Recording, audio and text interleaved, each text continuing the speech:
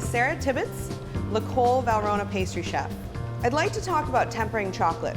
So when you're working with couverture, you want to make sure that you are essentially aligning the cocoa butter crystals. So what this means is in our finished product, we're going to have excellent shine and we're going to have a snap. We're going to discuss two techniques and how to do both of these depending on what your equipment, your experience level, and your kitchen restraints are. The first that we're going to discuss is the seeding method. So my bowl of hot melted chocolate is between 131 and 136 degrees Fahrenheit. I have approximately 20% of unmelted chocolate. Now what I'm going to do is add some of my untempered chocolate, the FEVs, slowly in small quantities and stirring continuously. The good thing about using the seeding method is that you can use tools that are easy to find and are often found in most people's kitchen. So a bowl, a spatula, and a digital thermometer. As I stir and add the FEVs, the temperature will reduce. Once my FEVs have begun to melt, then I can begin to add several more. One thing also to keep in mind, we always recommend melting your chocolate in a microwave. By melting your chocolate in a microwave, you're using the dry method, as water and chocolate do not get along. As the chocolate begins to cool, you'll begin to add less and less of the chocolate FEVs. So now we're at 82 to 84 degrees Fahrenheit. Now we're going to take this chocolate and put it back in the microwave to bring this up slightly to that working temperature range of 88 to 90 degrees Fahrenheit. The next technique that I will show is the tabling method. This is a bit more of an advanced technique, and this is what most professionals use. It requires a granite or a marble slab, along with the same plastic bowl, spatula, and thermometer, and also an offset spatula and a scraper.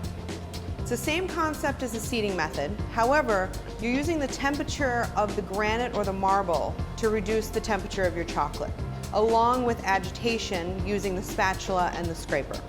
I'm going to take a small portion of this chocolate and I'm going to put it into a separate bowl. The remainder of the chocolate I'm going to pour onto my marble or granite slab.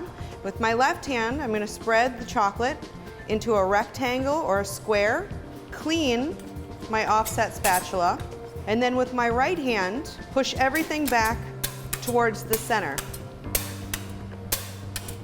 If you'll notice, my left hand stays stationary, and I use my right hand to scrape.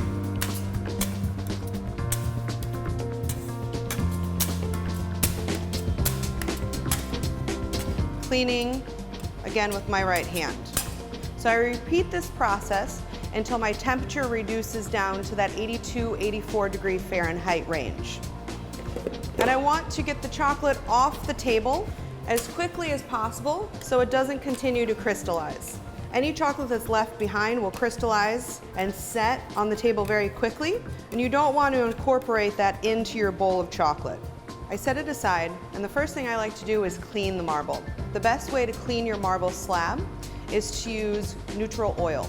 You just pour a little bit onto your surface, and then using a towel or paper towels, just rub the chocolate, and it comes off very easily. So now that your marble is clean and dry, you can go back to the chocolate, and now you're going to take the previously reserved warm chocolate, and you're going to add a small amount into your crystallized chocolate in order to bring the temperature up to that working temperature. And I'll continue adding the warm chocolate until I've achieved that working temperature of 88 to 90 degrees Fahrenheit. At this point, my chocolate is ready to use. In both of these examples, I'm using Guanaja 70% dark.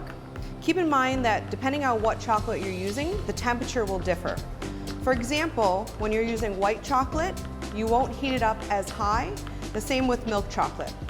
I'm going to show you a quick example of making a mendiant with this chocolate. So the best way to pipe the mendiant is with a paper coronet.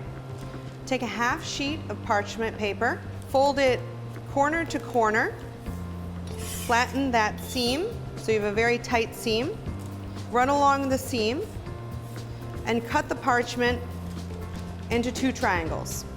So taking the flat edge, you bring it to the center, and then you bring the pointed side up and over, and then under, and then move it around to the front so that you have a point and a point lined up. Using your 2 fingers, tighten the cone until you get a very fine tip. Then fold into the cone and tighten the seam. Once your tempered chocolate is in your paper coronet, you simply pipe on a parchment-lined baking tray round dollops of chocolate. You can garnish these with fruit, nuts, anything that you like. Definitely adding some crunchy elements. Dried fruit works best with this. You want something with as little moisture as possible. And then finishing with some Valrhona crunchy pearls for color and texture. Leave this to set and crystallize in a cool place. You'll see that they're already setting very quickly, and then they're ready to eat.